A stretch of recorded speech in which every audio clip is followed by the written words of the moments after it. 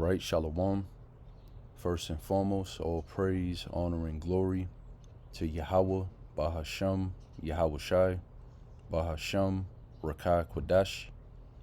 Double honor to the apostles, bishops, and elders of Great Millstone, and peace and mercy to the 144,000, the rest of the elect. I'm the brother Yawanathan, back with another quick lesson. Lord willing, is edifying. And it's 2024. You still got these dumbass Israelites, so-called Negroes, Latinos, and Native Americans. They're getting ready to go out there and vote. You know, I'm voting for Trump. You dumbass black bitches, I'm voting for Kamala. And you still don't realize that the popular vote is not what gets the next president elected. And actually, this is a good quote from FDR, Franklin Delano Roosevelt, who said, presidents are selected, not elected.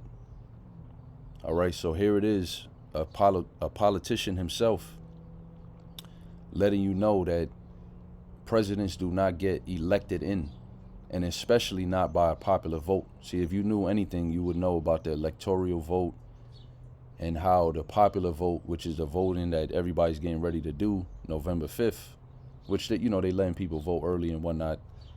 But these people actually believe when they put their little paper in a box or whatever, touch the thing on the screen. Because I never voted. I don't really know, where they at this point with it. But, you cast your vote in, and they actually believe that, well, if we all vote for Trump, Trump will get in. Not realizing that ultimately the Electoral College is the one that casts the votes that bring in whoever the president is going to be.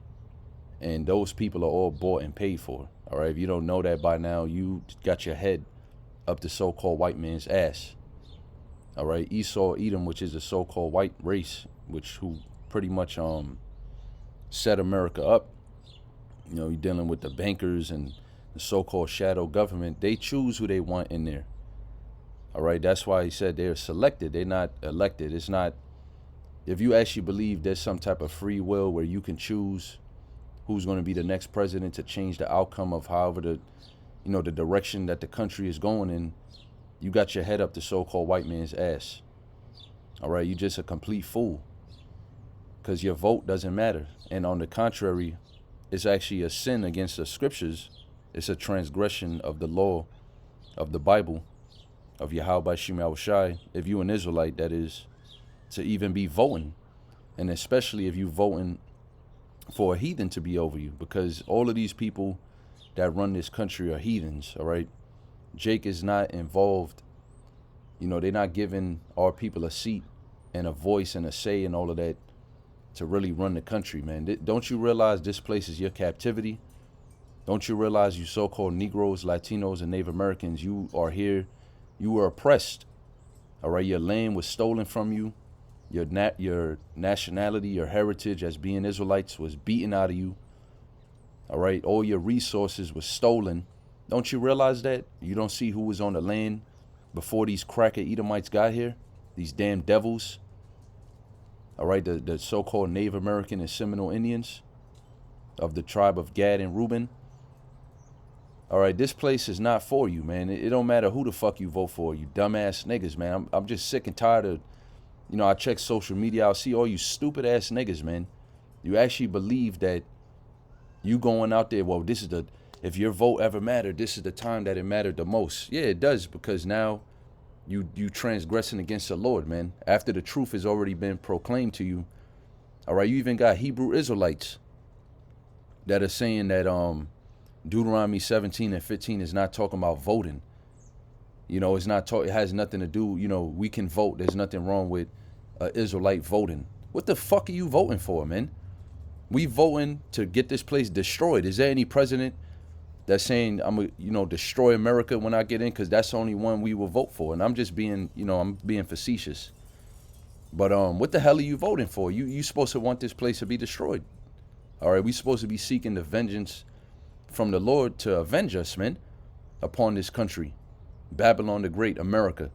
This is the place that destroyed our people, man. Worn out the saints. Blasphemed against Yahweh by Shai, putting up the image of Caesar Borgia as so-called Jesus Christ. Have our people in captivity, man. The hell you want to vote for anything to better this place, man? People are completely gone. This is Deuteronomy 17 and 15. Thou shalt in any wise set him king over thee. I'm gonna start at 14 for context, all right? And this is in our law. Deuteronomy means, deut is like two, duo. It's the second book of the law. It says, when thou art come onto the land, who's the law given to? The Israelites. When thou art come onto the land, which the Lord Yahweh thy power giveth thee, which is talking about our land, the land of Israel, the promised land that the Lord, basically blessed Abraham, Isaac, and Jacob with, and the 12 tribes. It says, thou shalt possess it, and shalt dwell therein, and shalt say, I will set a king over me, like as all the nations that are about me. So that's your first mistake. Israel having a spirit of wanting a king over them, like the heathens rule. We not heathens, man. Our king is Yahweh Shem Yahushai. But yeah, Jake, in this time they wanted a king. They want to basically be ruled over, not realizing that we a nation of kings and priests. But even in the kingdom of heaven, we still going to have King David. The Lord, he did give us a earthly king, so to speak, which is King David. All right, but really the King of Kings, like the scripture says, Yahweh Shai. And King of Kings, plural. He's the King of Kings. And what's the kings that he's king over? The kings of the nation of Israel, the men of Israel.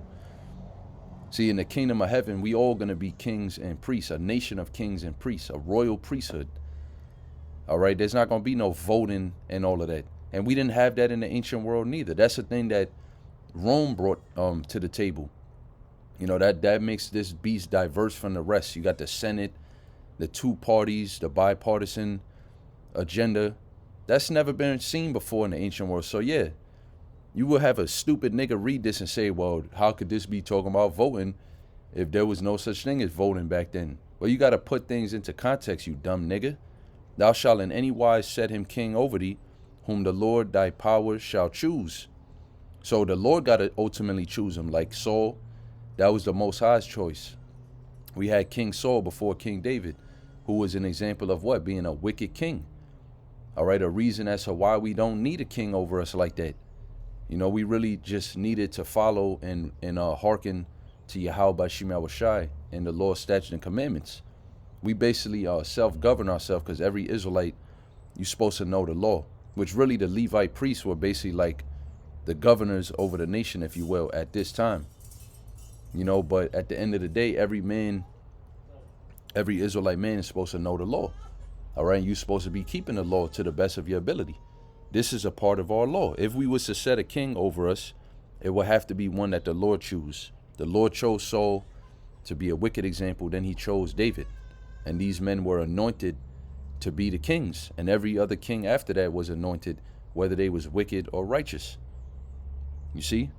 But the one that the Lord ultimately chose was King David. For it says, one from among thy brethren shalt thou set king over thee. So it has to be an Israelite. I'm going to get in the NLT to prove that. Thou mayest not set a stranger over thee, which is not thy brother. So that's a direct violation of the law. Especially if you're going out to vote and you voting for a heathen. But they're never going to give you no Israelite president, man. There's never been, well, I can't say never been, but in our, generation, we haven't seen an Israelite presidential candidate where we could vote for him and he's actually, I'm an Israelite. We so-called blacks, Hispanics, and Native Americans are Israelites, and I'm gonna change this country and we're gonna take it back.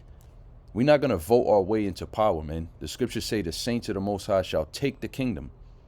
We're not voting for nobody to be over us so that they will look after us. They're gonna do the right thing for our people, for our community.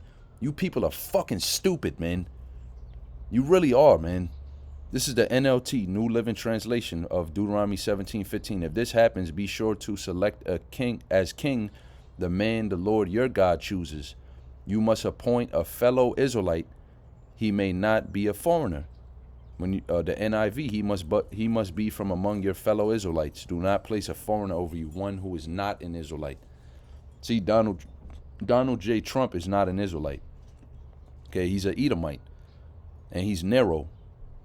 All right, and you voting for him, you thinking that the country's going to turn, take a better turn. He's going to fix the economy. He's going to fix the inflation. He's going to stop the war so that America doesn't, basically fuel the fire for World War III. It's too late, man. Don't you people see it already? You have no faith in the Bible. You believe in a so-called white man. You put your trust in princes, which are really servants. They're in the stead of princes right now because the Lord set them up. When you read Job 9:24, excuse me. When you read Job 9:24, it tells you that the Most High gave the earth to the hand of the wicked. Malachi 1:4 tells you that the wicked are the Edomites. All right, so that's how we know who's ruling the earth today, especially here in America. It's the Edomites. All right, and since they're ruling, you partaking in this voting shit, you basically voting for your enemy to be over you. Whether it's Trump, whether it's Kamala, it doesn't matter who it is. It's the same government. All right, it's the same system that's here to oppress you. It's the same system that has you in a low state. All right, that's not helping you. They'll send money to fucking Israel to fight a war, to Ukraine, to all these other fellow Edomite nations, which are heathens, but they're not helping you Israelites here in America because you're not supposed to get help, nigga. They hate you. Don't you realize this? I mean, we don't even have to keep going on that point. If you really actually believe that you voting and somebody care about you in that office and that your vote is going to determine if you're going to get, the changes you want, you completely lost, bro. All right, you're completely lost. You're more than likely you ain't going to get this truth. And you're going to die here in America. You're going to die because you put your counsel in Pharaoh, king of Egypt.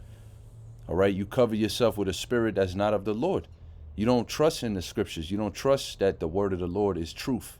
You rather take a word from the so-called white man who's the devil. Well, he'll tell you, yeah, we're going to do away with income tax. You stupid niggas. Anybody who fucking believes that is a dumb nigga. I don't care what tribe you are. I use that term, openly like that. For anybody that's a fucking retard, man. To be honest, Esau's a nigga too. But you know what I mean? You Israelites, man, specifically, you so-called Negroes, Latinos, and Native Americans. If you actually believe that Donald Trump could do away with income tax, you are a dumb fuck. All right, and there's no hope for you. This article from The Hill, I just want to skim through it because it says the 76 dangerous days between the election and the inauguration. All right, it says the most dangerous period America faces in terms of election violence is not now through election day, but in the 76 days between election day on November 5th and inauguration day on January 20th. Because once it's announced who won, that's a 76-day period between whoever actually won gets actually into power. And anything can happen between that time. They're basically saying civil war. They said the Democratic Party, the Kamala administration or whatever, they have a plot and a plan that if they don't win, they're going to cause civil war in this country, man. They're going to cause civil unrest. You see? And then if Trump, if he doesn't win, all right, let's say the Democrats do win, excuse me, you got Edomites in America that they not dumb like you stupid ass Israelites. They know that they vote ain't really, they know that everything is rigged, and they know, and they're ready to basically go to war and fight against the corrupt government of America if Trump doesn't get in there, because everybody knows that Trump is supposed to win. All right, he's only really one. He's only, I don't even want to say it like this, but he's the only one that's pretty much fit, and really not even, because now you got a video of this dude stumbling over, can't even open a doorknob. Lord willing, let me see if I can find it real quick. I know it's on my phone. I gotta probably send it over. Let me airdrop it over. I just need y'all to see this real quick, man. But what I mean by that is, we all know that we don't need Kamala Harris in there, man. They're a female president. Esau, the so-called white man, them Bible Belt Edomites, some patriotic Edomites, they're not going to accept that, all right? They already said, the Proud Boys, they already said they're not accepting that. So if they win and Trump loses, either way it goes is looking like basically it's going to be a lot of civil unrest. Whether that leads to a civil war or not, we'll see. If this particular thing, but eventually there is going to be civil war because there's going to be famine out here. There's going to be all hell breaking loose. And civil war just simply means the people, the citizens basically warring against each other. All right, an internal war within a country. That's going to happen regardless, whether it's because of this or not. But look at this shit. Trump misses truck door handle twice and nearly falls over in worrying sign of decline. And yeah, this could be a Democratic news source where they, because that's what they do. I notice you go to certain news sources, they more lenient on one side, so then they use all these crazy words. Trump is a racist, he's a sexist, he's a misogynist, he's a this, he's a that. And all he said was, oh, there shouldn't be abortion. We should ban abortion. And, just from that, which is a good thing, that's the truth. Abortion is murder. That's wicked according to the Bible. But yet now he'll get demonized on either Washington Post or whatever, CNN. It's all bullshit, but that actually happened, man. This dude couldn't even open a door handle for the truck, and it was right in front of him. He needed help. So now he's looking like Biden. This dude is 78, mind you. This guy is 78 years old. So he's not no better fit, really. All right, but why would he be better, so to speak? Because he turns shit up, man. He gets stuff done. He's very controversial, and it will create a lot of tension, him getting in there. So, I don't care who gets in there. At the end of the day, I don't care, personally. Either way it goes, I'm looking forward to these prophecies of the Holy Bible coming to pass. And that's what, 2nd Esdras 9, the uproars of the people, and civil war, man.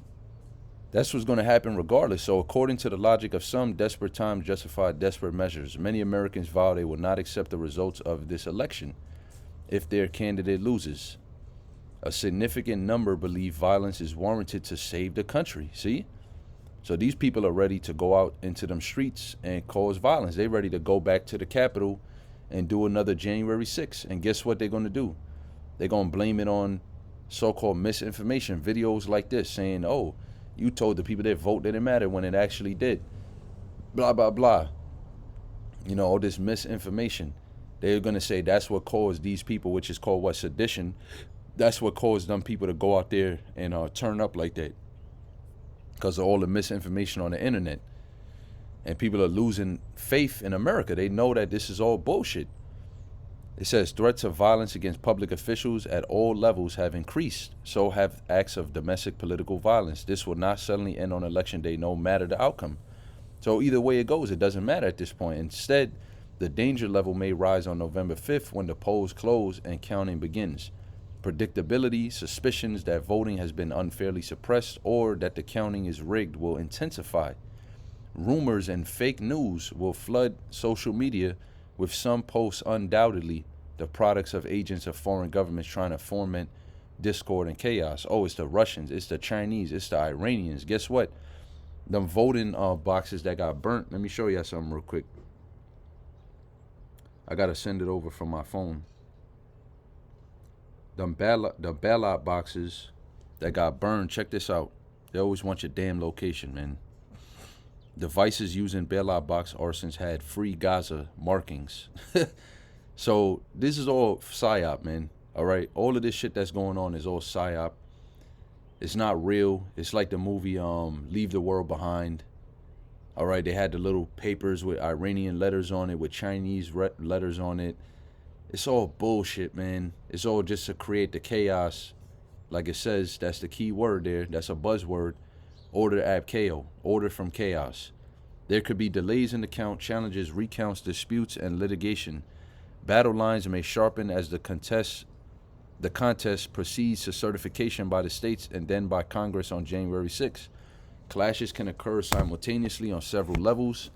Legislative intrigues at state and local levels could encourage street battles, propelled by reckless exhortations and mass disinformation campaigns, which is what the Biden administration supposedly they have a plan for this, for mass disinformation to basically encourage civil unrest.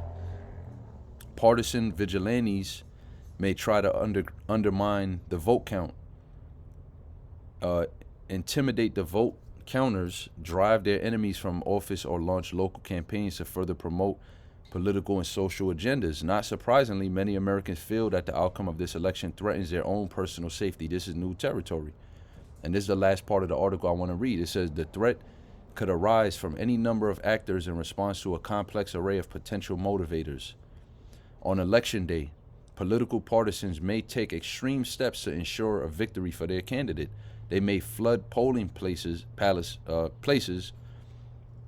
and vote counting centers with self-appointed observers, possibly armed, to watch for fraud, counter rival observers, intimidate certain classes of voters, protect ballots, and take charge of the count. So this would be your idiots, all right? These will be your dumbass, copper-headed Americans who actually believe their popular vote is going to sway the election of the electoral college.